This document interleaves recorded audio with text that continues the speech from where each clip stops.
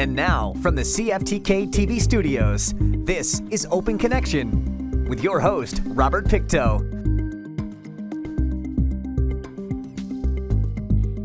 Welcome to Open Connection with your host, Robert Pictou. Our show today comes to you from the traditional and unceded territory of the Sibshan people. Many seniors have to make tough choices as their cost of living. Welcome to Open Connection with your host, Robert Pictou. Our show today comes to you from the traditional and unceded territory of the Sibshan people. Many seniors have to make tough choices as the rising cost of living compounds difficulties brought on by 2 years of life during the pandemic. Canadians are now facing rising inflation and increasing costs for everything from groceries to electric bills. We begin today's Open Connection with Skeena Valley Senior Society's Diana Penner. So Diana Penner, Skeena Valley Senior Society. Skeena Valley Seniors has been working on several different advocacy issues. The biggest and most pressing issue right now is how fast our seniors are starting to live in poverty. So there was just a march on Thursday with Tin Cup, which is a group that are starting to rally throughout the province to raise the level of awareness with regard to the fixed incomes that seniors are on and the raising costs of living. A lot of people are finding that they're having to give up something. So raising costs of Medicare. Thank goodness we have a pharmacare system that is looking to change. It hasn't yet changed. So until it changes, people are paying lots of money for their for medication. More and more is not covered. Dental care is now being somewhat addressed through the dental care system, but having said that, many seniors can't afford dental care and as a result are struggling with being able to even eat properly. The rising cost of food, the rising cost of gas, the rising cost of insurance. As a result, many of our seniors are starting to not be able to pay their basic needs, and as a result, some of them have had to give up their homes, have not been able to pay their rent, have not been able to pay their mortgages, have had to leave their homes, and many, unfortunately, many of them are starting to be living in their cars, their trucks, their campers. It's becoming more and more evident and on our streets, unfortunately. I would say that the rising cost is definitely affecting all ages. There's no question about that. But the one group of people who have no recourse are our seniors because of their fixed income. So as younger people, you have the ability to go and hunt for jobs that are higher paying or in different communities and or whatever. We're not dismissing the issues that come along with the rising costs. It applies to all ages, all cultures. But our seniors are in a place where they've already paid their taxes all their life. They're now in a position where they may not be able to work, and they shouldn't have to work, honestly, past 65. They're giving back to their communities by volunteering, by helping their families, by being grandparents, by being the support mechanisms in our community. So they should be able to live within the means that they have, and that should be doable. That's the issue that we've been trying to raise the awareness of, the Skeena Valley Senior Society, with affordable housing for seniors, with accessible buildings for seniors, with food that is actually affordable for seniors. So sharing our gardens, are doing more and more of our pantry items for seniors, having luncheons and things together where we can actually get out and socialize, because it's too expensive to consider that as a normal thing to do anymore. Like, just going out is too pricey. They can't afford it. It's that $20 or that $10 that they need to be able to buy a jug of milk or a loaf of bread instead. So Skeena Valley Seniors has been doing a luncheon every month, a free luncheon for our seniors that with our community, and so far we've been supported every month for that. We've had no less than 100 seniors every time. The issues go on and on. It boggles my mind how seniors have not been heard, have contributed for so long, and are being desperately ignored at this point of their lives. It's a bit of a dilemma, and it's a concern for us as a community of people to be in a position like that. Well, so when we talk about things like the ER closing and all that type of things, if we look at the way that we have our system set up, Northern Health, for example, had the opportunity to reuse an 18-year-old building and turn that into a 24/7 daycare for their staff, which would have been an amazing recruitment tool. The staff, our medical staff professionals in our community, whether they're Northern Health or SOAP, whatever it is, can't afford daycare. They had a building that could have been used for that purpose. We rallied on that. We brought that forward. We've asked for that. Now the building is gone. 11 days of demolition, 11 days of hauling truckload after truckload up to our landfill site, which costs us more money after money. We're not utilizing the resources that we have. Now we have a hospital that's on the same cutthroat thinking where it's going to be take it down. Well, you take it down, that building is a multi-million-dollar building, the Mills Memorial Hospital. So I hear they're talking about renaming the new hospital something else. Well, maybe that's good, because maybe they should leave the original Mills Memorial in place and reconfigure what that turns into. We'd be happy to help them with that, because that could easily be 100 rooms for people who right now are on a wait list to go to Terraceview.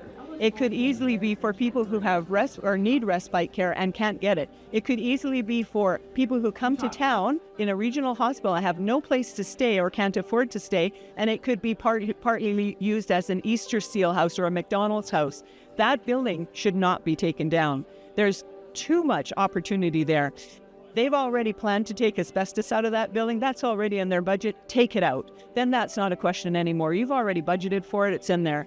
If you're wanting that building to be a more energy efficient, take the money you're going to throw into the dump, because now you have to pay more money for our landfill site, and instead put cladding and insulation on that building and turn it into a very insulated building so that it's a usable building even more so.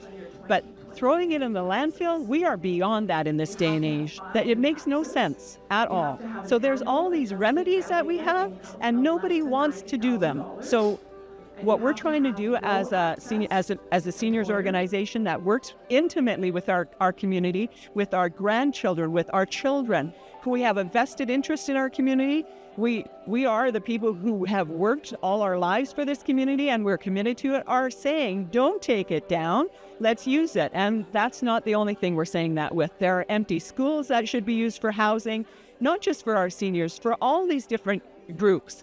But for sure, if you help your seniors, then your seniors move out of their houses. Now you have housing stock that then becomes available to the younger people in our community with families. Like, it's a win-win situation. Help your seniors first, and everything else will fall into place. I'm curious to see what will happen when we talk to Rachel Blaney, the seniors critic. She's from here. She knows a lot of the situations around here. But, I mean, our situation is no different than any other community in BC or in Canada, for that matter. We all share common concerns and issues.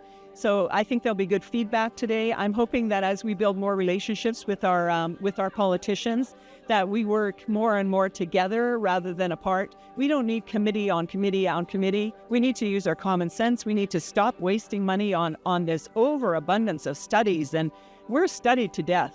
Let's just get on with the work at hand, and let's get some of this stuff resolved. It's resolvable. Open Connection will be right back after these messages. And now, from the CFTK-TV studios, this is Open Connection with your host, Robert Pictou.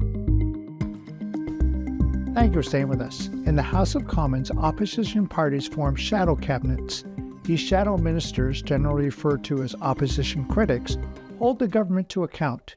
They criticize cabinet, offer alternative policy ideas, and convey their party's position and message. Let us return the conversation with MP North Island Powell River, Rachel Blaney. Well, today I'm here with Taylor Backrack, the Member of Parliament for Skeena-Bulkley Valley, and we're meeting with a lot of seniors to talk about a few things. One, of course, is the dental care plan, and then we're going to talk specifically about the seniors' concerns in this area. We've been hearing a lot from people. Pensions is a big concern with a fixed income. It's getting harder and harder to make it buy. We also have heard that housing continues to be a very significant concern, not having enough appropriate housing. And of course, the affordability of housing is really a big concern for them as well. So I figure that's what we'll hear, but looking forward to hearing from them and other issues that they may bring up. Well, I think people are really excited about it. It's at the beginning phase, so I expect there to be some bumps along the way. That's normally how new things roll out. But I'm really excited about it. I know that several years ago, I did a questionnaire out to my riding, and the amount of response that I got, especially from seniors, was actually quite overwhelming. I didn't know that it was a big issue in that way. And what we heard was, seniors who could only save up enough to get their cleaning once a year. So whenever they had something more serious with their teeth, were having to either just have teeth removed without having any way to have them replaced, or some people just managing infections for sometimes years, just because they're trying to keep their teeth. And in one particular story, a senior told me that they'd lost all their teeth. They'd mostly been pulled out of their mouth, and they were now blending food and drinking it. That was the only way they could eat. So it's such a big concern. And we know from healthcare that, of course, if your teeth are impacted, your healthcare can really suffer. So that was the other thing that came out, was a bunch of people that were going to hospitals, getting teeth pulled at hospitals, managing infections in their mouth through hospitals. Very, very expensive to do it that way. So this way will actually probably, in the end of the day, come out to be a bit more affordable. And when people are taking care of their teeth, there's a lot more opportunity for them. It will impact more than seniors. By 2025, the next rollout will come out, and that will be for people who make less than $90,000 across the board. And I think that's really important. It's been really profound. We've met families that are like, this is the first time I've ever been able to take my kid and to the dentist. And, in the very beginning of the negotiations between the NDP and the Liberals, of course, the Liberals were proposing ideas to us, like something like a payback, like people will go out, pay for their dental, and then we'll reimburse them. And we said, absolutely not. The problem with these people is they don't have the money up front. So we're really happy that we've got it this way, where you get to have like an insurance card, go get your dental care and get the help that you need without actually forking out the money in the beginning. And that's important. And with a new program, you're going to expect that there's questions that you didn't know or you didn't think of. And that's why we're so excited to do these kind of events in different places, because we need to hear what isn't working so that we can work on that solution next. About 3.5 years ago, we actually had a vote in the House of Commons around dental care, and the Liberals and the Conservatives all voted against it.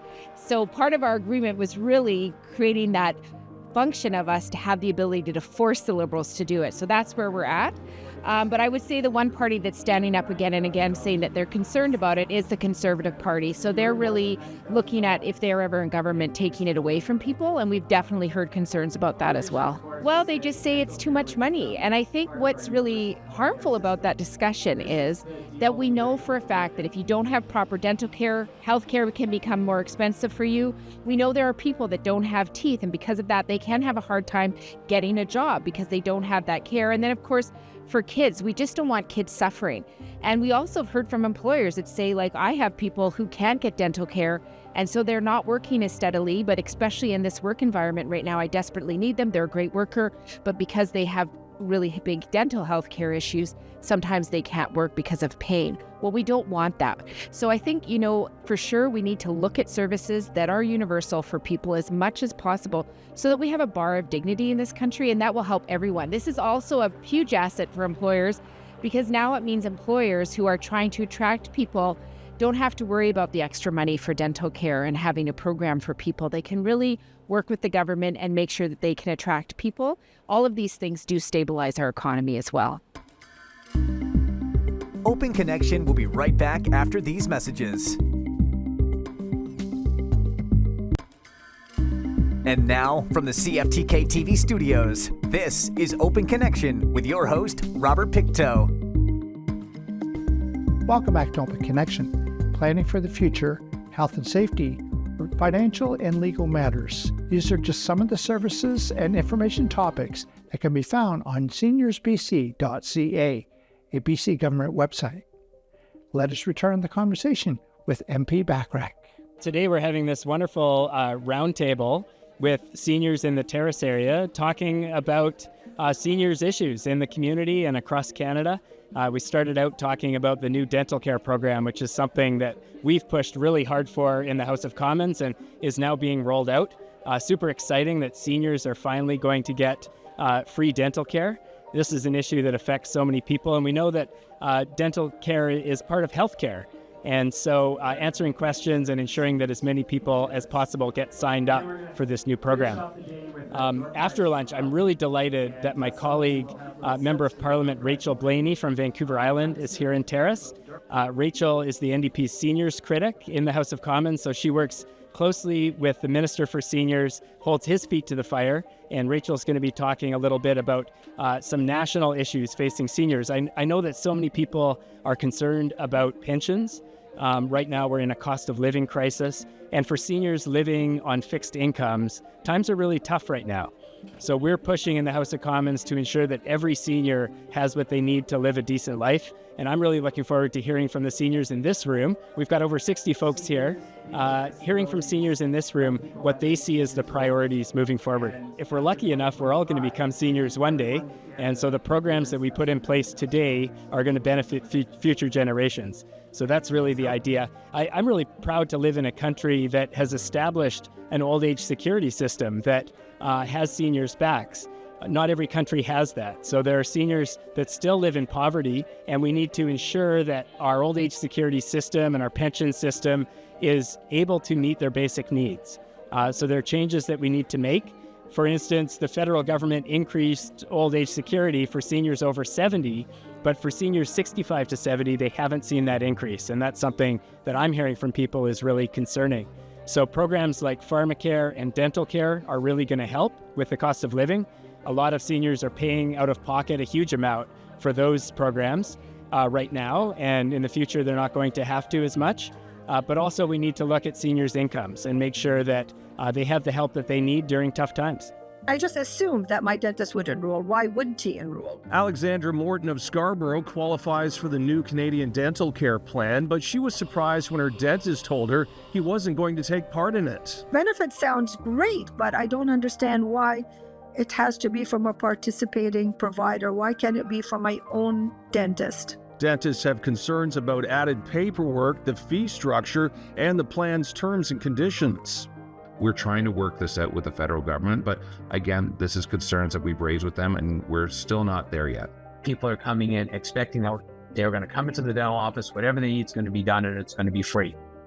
And that isn't the case. The Canadian Dental Association is also concerned the program will be an administrative burden and agrees there are still too many unknowns that need to be worked out. To be fair to government, this is a very ambitious undertaking.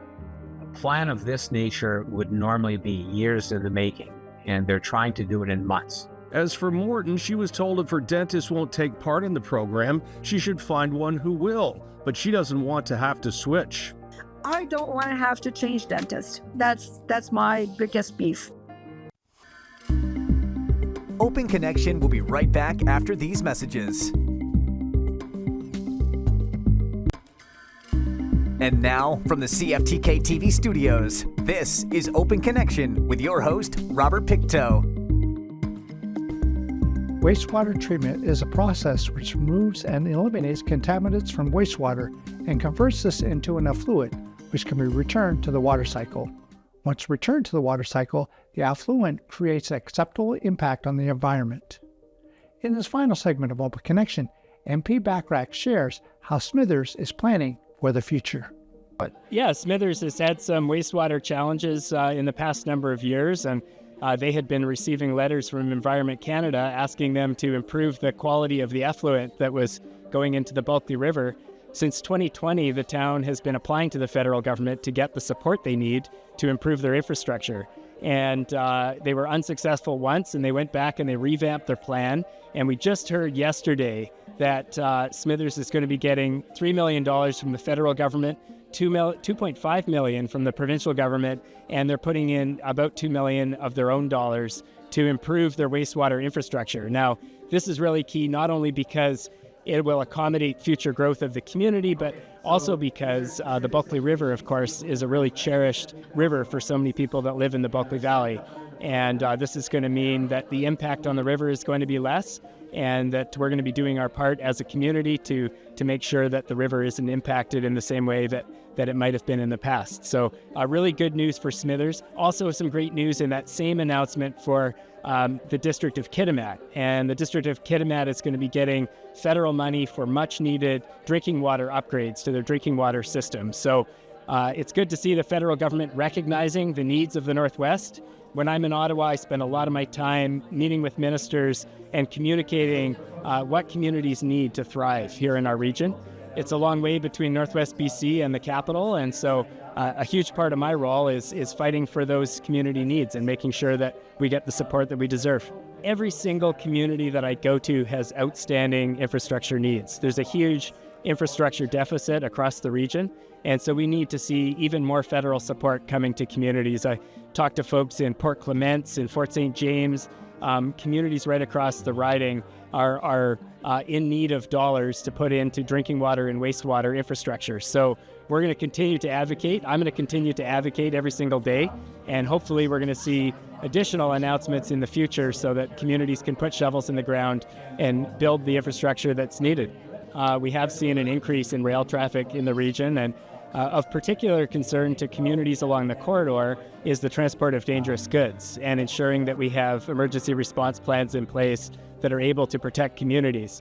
The other issue, of course, and this is one I've been talking about a fair bit lately, is passenger traffic and wanting to ensure that we have a viable passenger train service. The passenger train at one time was a mainstream form of transportation, but in recent years it's really been sidelined and isn't working in a way that people can use it as everyday transportation. So one of the ways that we can get there is by bringing in laws that give the passenger train priority on shared tracks. Obviously, we need to ensure that that doesn't impact freight traffic to the extent that it would affect us economically. But I think there's a way through infrastructure upgrades that we could get to a place where we optimize both freight traffic and passenger traffic, have a viable passenger train service, and as we all know, the freight traffic coming from the Port of Prince Rupert is vital to our economy. So we want both of those things in a big way, and hopefully with some changes we can get there. We do need passenger rail to be affordable. Right now, a lot of the passenger rail service in rural Canada is essentially a tourism amenity. And there are people from around the world who pay big bucks to ride the passenger train from Toronto to Vancouver, for instance, or from Jasper to Prince Rupert. But for people who live in communities, it needs to be available as everyday transportation. Of course, the issue of murdered and missing Indigenous women and girls is one that's had a tremendous impact on our region, and we lost Greyhound. So we need passenger transportation options that are affordable and safe and available to people when they need them. I think that's the vision we need to push forward on, and certainly that's what I'm focused on in the House of Commons. The Europeans are quite a ways ahead of the Americans, and the Americans are a bit ahead of where Canada's at. When it comes to passenger rail, Canada doesn't stack up very well internationally. Europe's benefit is that they have very dense urban populations, so that enables them to invest more money and really get more return for those passenger services.